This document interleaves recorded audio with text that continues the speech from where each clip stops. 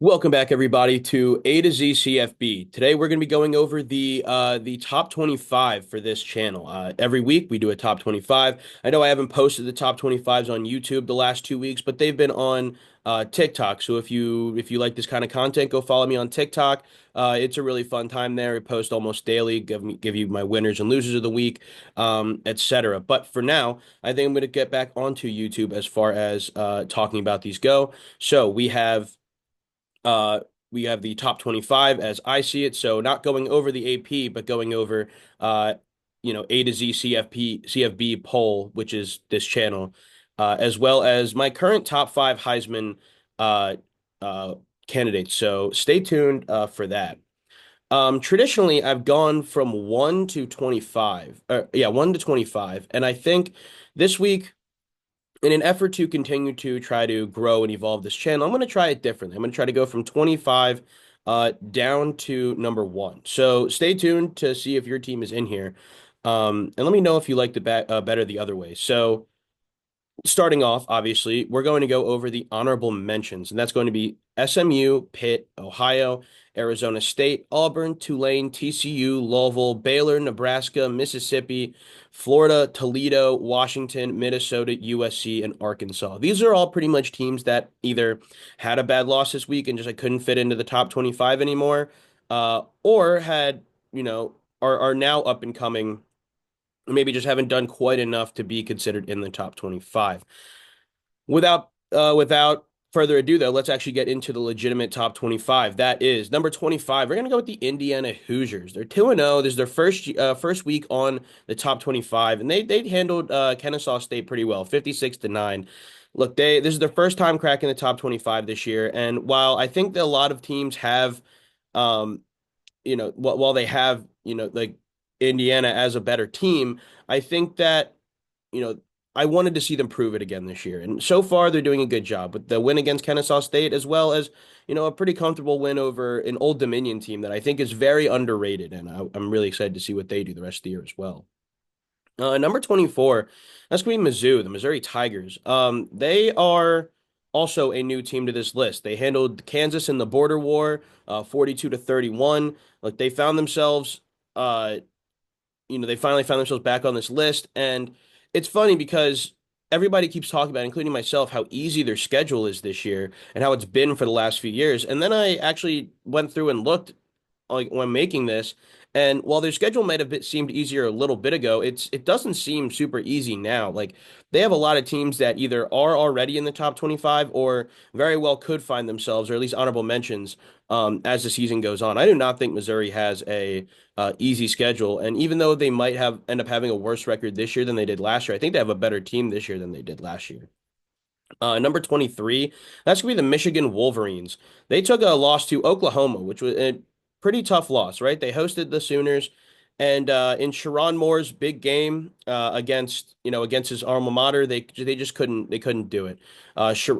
This team is still struggling to find an identity since Jim Harbaugh left, and even when they succeeded in doing things like taking out Oklahoma's running game, it still wasn't enough to overcome that. And I think this offense still has a lot of work to do.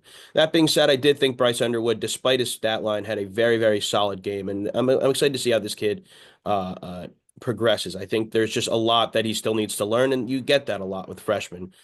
So that should be, I think this team will end up climbing the list again. Number 22, that should be Ole Miss. I think a lot of people are pretty high on Ole Miss, but the quarterback play really hasn't been there. They were able to beat Kentucky 30-23, which look, that's a thing they couldn't do last year when they were considered a much better team. I think that with Austin Simmons continuing to struggle through the air, he will eventually figure it out. And I do think that this is a talented enough Ole Miss team that they will definitely find themselves, a consistent member of this list. Uh, Georgia Tech, number 21, a team that I'm pretty high on this year. Coming in, the honorable mentions are just completely off a lot of people's lists.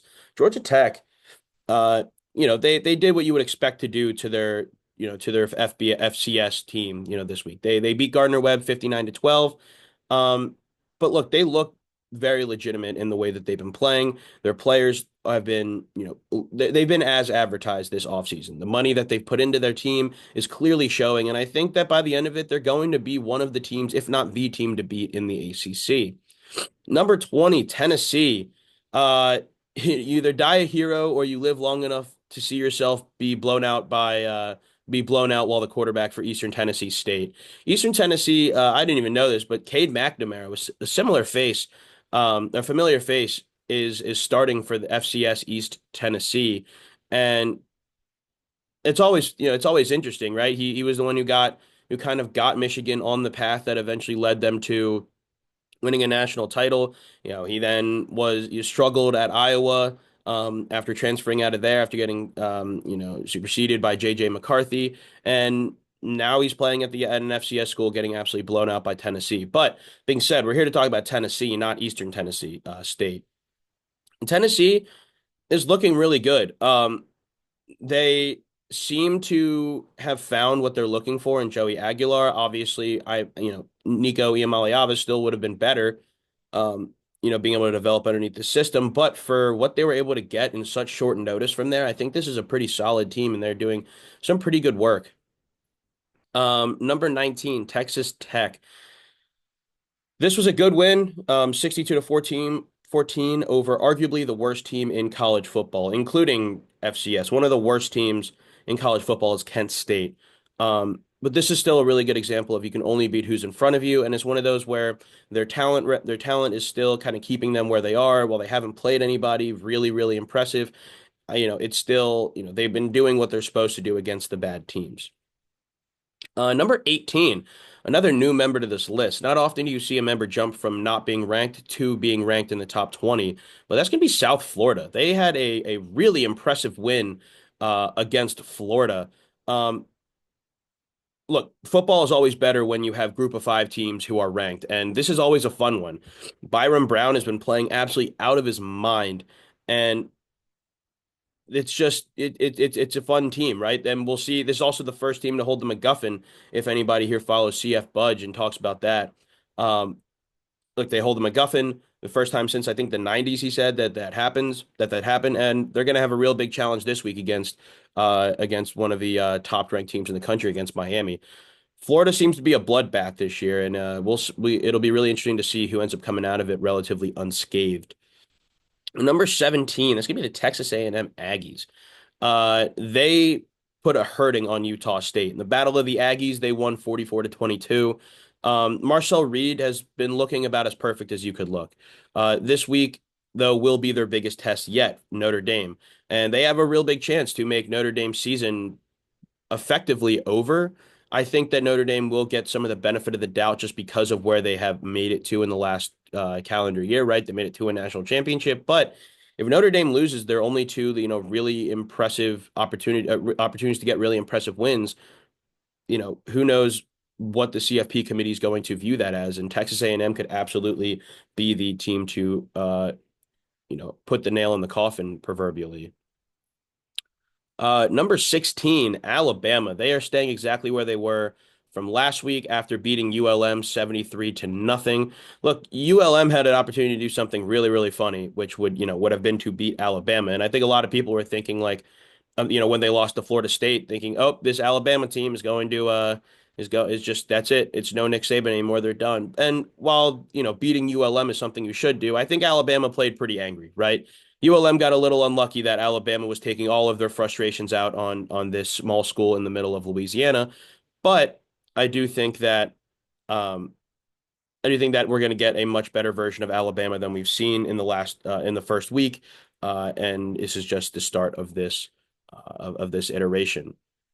Into the top 15.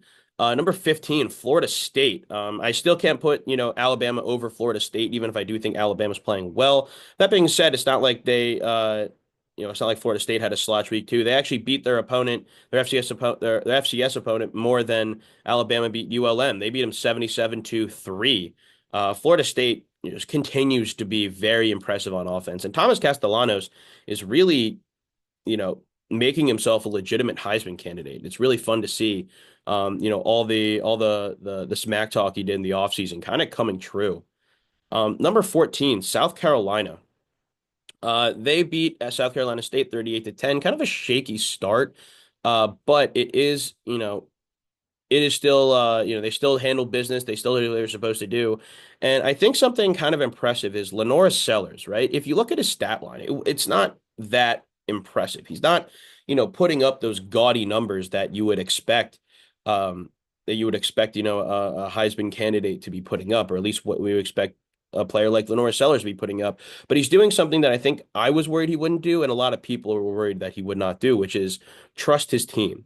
He is letting his team do his thing. He's trusting his play calls. He's not trying to be a superhero. Maybe it's just because he hasn't had to, but he is doing everything right at the moment. And despite his numbers maybe not being, the most impressive thing in the world, it is still, one of the we're still looking at as somebody who's doing everything right, even if what is right at the moment is just being a game manager. Number 13, Notre Dame. I was just talking about Notre Dame, but they didn't have a game week two. This is the highest ranked school that I have without a win. They are 0-1 still on the season, after losing week one, to Miami in the Catholics versus Convicts, in Coral Gables. And look, because of this loss, what I was just talking about before with Texas A&M, if they don't beat Texas A&M, they don't really have many other teams on their schedule that, you know, they can use to bolster their resume. If they don't beat Texas A&M, this is kind of it for them, right? Like they don't have many more opportunities to find themselves with impressive wins. And who knows what the CFP committee will look as far as the when some of the more tough decisions need to be made, especially if Notre Dame loses another one this year. I think if they lose both their impressive games and then maybe drop another one to a team that they should beat, we're going to see a playoff list Notre Dame. So things have gotten very dire for this team very quickly. There are some benefits to not being in a conference, but this one is not one of them. Number 12, Illinois. There's a team I actually got to see in person this week. I went down to Illinois at Duke, and I also went down to UNC at Charlotte. As you can see by the hat, Illinois at Duke, that was a really close game for a lot of it, but Illinois did, what the top teams should do and really flexed their experience on a really young team like Duke, where they just didn't make as many mistakes. And they ended up winning 45-19, but it was a game until the end of the third quarter, right? This was not a game that, Illinois came out and dominated immediately. In fact, Duke came down and, you know, proceeded to run the ball down their throats and play a really efficient style of offense for this first couple drives. And then it was just mistakes on Duke's side, right? Duke had five total turnovers, four fumbles, and then a pretty aggressive mistake by the young quarterback Darian Mensu. They spent millions of dollars on. Illinois is going to beat teams in this fashion all year, and they're going to pour it on at the end. That's just kind of how things are going to go. Illinois is experienced. They are very, very talented, and I think that if you're in a close game with them, you've already lost.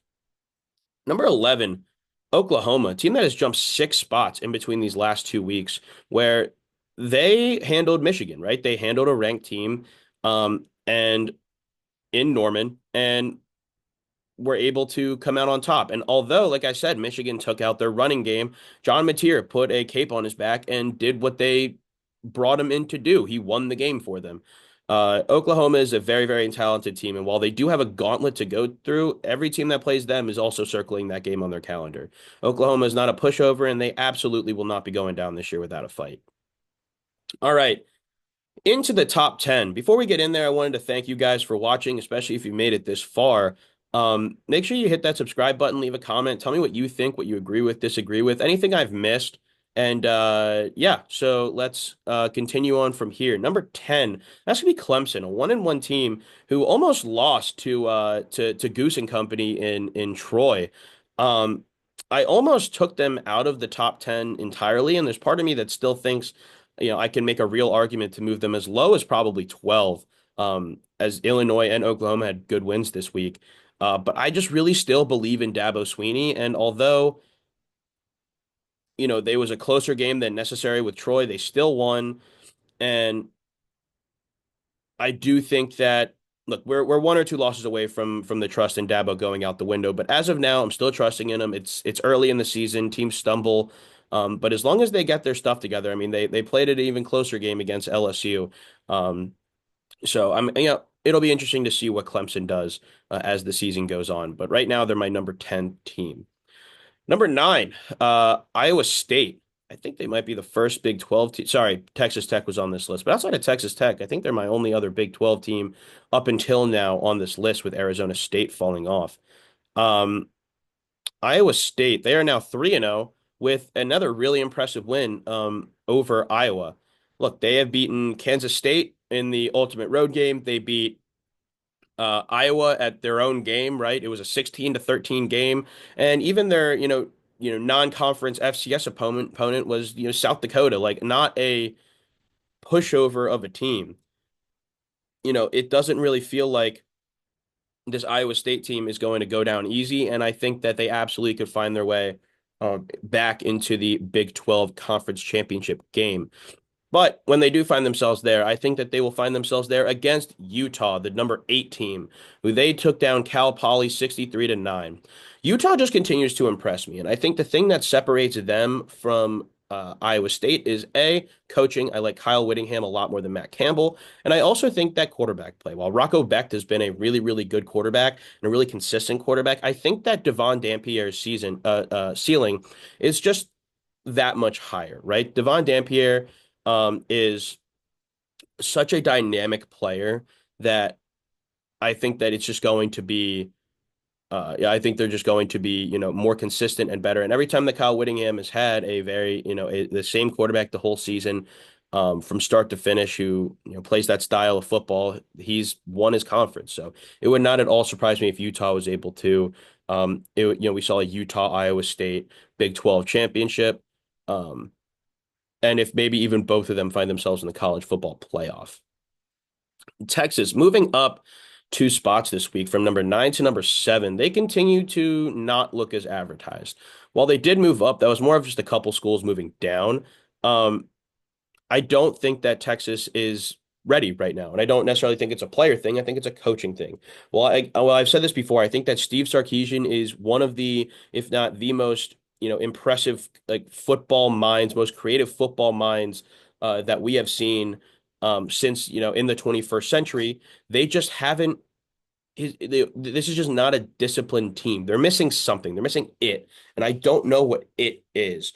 But that thing is just not letting them, it's not going to allow them to win the games that they are planning on winning, right? They weren't able to beat the spread against San Jose State, which, look, to their credit, San Jose State is a very, very talented Mountain West team, but they're a Mountain West team. This is a team that should be doing this to schools like to other top 25 schools. Like when they play Texas A&M, this would be a final score that I'd expect from your national championship contending team, which I don't know if I would necessarily even take a 7 point spread to beat them, right? Texas has a lot of soul searching to do. And some early season adversity could absolutely help with that. But as of now, they're just not looking as advertised, although they have the talent to compete with just about anybody in the country.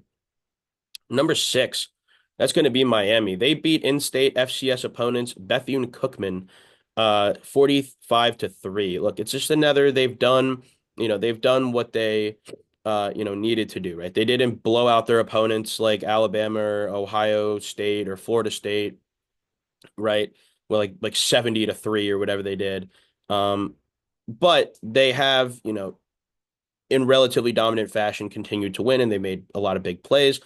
And this defense under Mario Cristobal is finally looking good. They have a really, really big matchup this week against South Florida. So if they can beat that, if they can beat another top 25 team, I think that they're going to find themselves potentially cracking the top 5. With the top 5 in mention, we are now on to the Georgia Bulldogs, who were able to beat Austin Peay 28-6. They actually are moving down 2 spots this week. I thought Georgia would be a better team.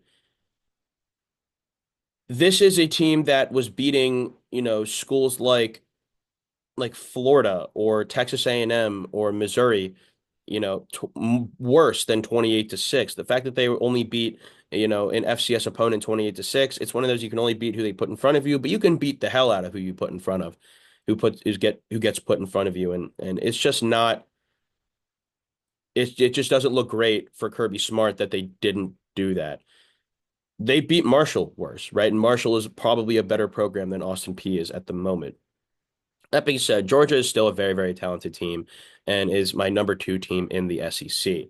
Number four, the highest they've been on my list all year. That's going to be Ohio State. They beat Grambling State 70-0, right? Did what they were supposed to do. They moved up a spot from this last week.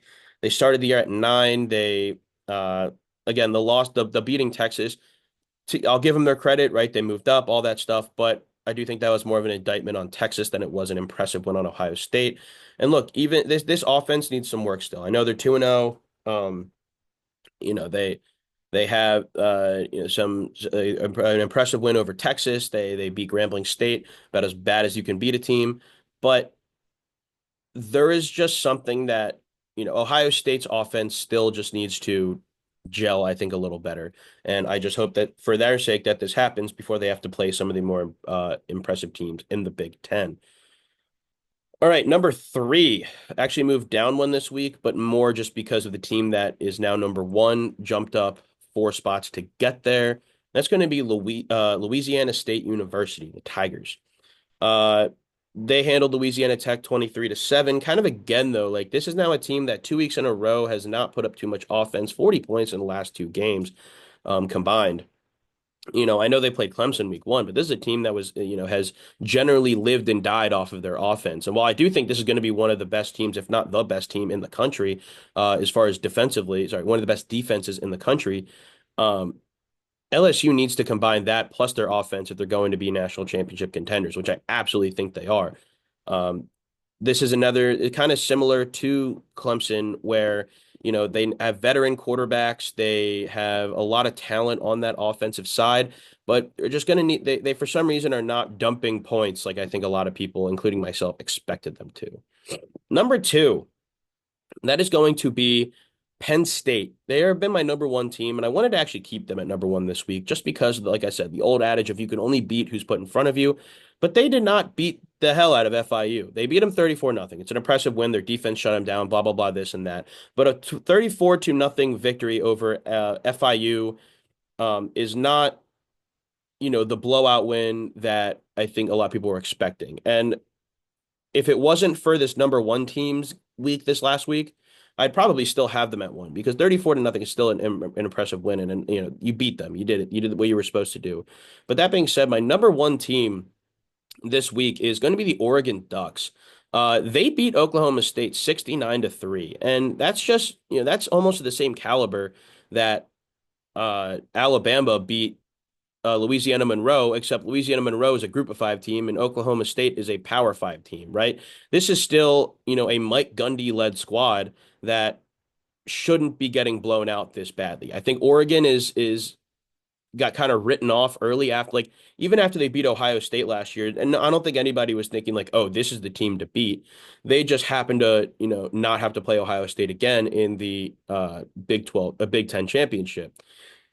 Oregon, though, this year, I think never really got that respect back, especially after getting whooped by Ohio State last year. And I think they're pretty angry, and I think that they're flying under a lot of people's radar. And I think Dan Lanning knows that. Um, Therefore, they are my number one team this week. And as of now, look, they're my team to beat. They have a very talented team. Dante Moore has been better than advertised, and I think that they're going to, it would not surprise me if they ended up making a really, really big run down the stretch.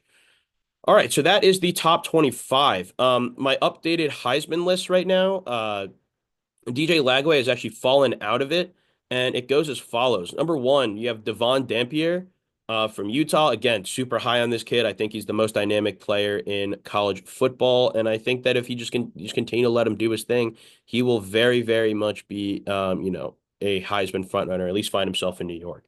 Number two is going to be Thomas Castellanos from Florida State. I've already talked about him as well. That win against Florida, that could be Alabama, that could be a signature win early on. And we'll just have to see how, this continues to turn out. They will have some tougher competition this year, but if we can see a Thomas Castellanos, Florida State playoff berth after that 2-10 season last year, I don't see why he shouldn't be very heavily considered for the Heisman. Number three, Talon Green. Talon Green is the quarterback for Arkansas. He is have been absolutely killing it. Kind of the opposite of Lenore Sellers, where he's just putting up gaudy, gaudy numbers right now. Look, you're playing in a video game with him, and I think he was somebody who I pointed to earlier this season when everyone was pointing to Lenore Sellers and said, "Oh, Lenore Sellers, Heisman candidate. He's going to be, he's going to be that guy. He's going to put up ridiculous numbers." And I was like, "Are we forgetting about Taylon Green, who's bigger, stronger, faster than Lenore Sellers?" Arkansas, I think, is going to end up on this top 25 list at some point. I think it will be very, very heavily influenced by Taylon Green. Number four, and I guess this just might be a little bit of recency bias, but I'm going to go with South Florida's quarterback, Byram Brown. Watching this kid play, he's just running people over. He's not going out of bounds. He's not sliding. He's taking off. He's making good throws, and he's running over linebackers. Like he's not he's making the plays that he needs to do. And maybe it'll be too much. Maybe he'll continue to. And we'll see how he does against more power competition this week against Miami. But if they win that game, he will quickly climb this list. And finally, number five, that's going to be John Mateer, the quarterback for Oklahoma. I've been really high on him ever since he was at Washington State last year. I thought he was one of the better quarterbacks. You can go back and look at some of the YouTube video covers. I think that he was absolutely one of the best quarterbacks in college football last year, and he put the team on his back to beat a very, very good Michigan team this past week. All right, let me know what you think. Let me know if you agree. If you like this kind of content, go follow me on Twitter, on TikTok at A to Z CFB. Drop this video a like, comment. Let me know what you think. I will also be posting some of these clips on TikTok. So yeah, if you made it this far, thanks for sticking around, and I hope to see you guys next week.